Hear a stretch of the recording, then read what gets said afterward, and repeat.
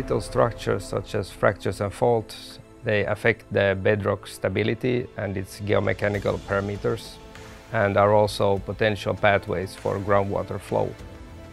We study brittle structures in relation to, for example, bedrock construction projects, mining operations, and projects related to energy.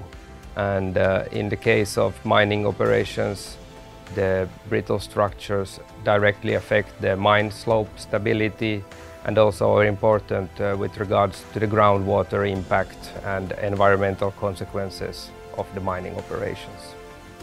The benefits of using these methods that it makes it possible to acquire large three-dimensional data sets in a fraction of the time it would take to only use conventional methods such as notebooks and compasses and measuring tapes, which enables much larger areas to be surveyed in a minimum time.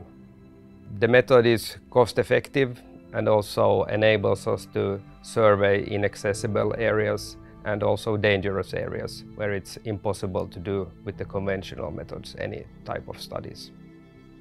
We need to be more effective in the field in such occasions when we are studying at bedrock construction sites and mining operations, because at such sites the time and space is usually limited due to the other ongoing activities.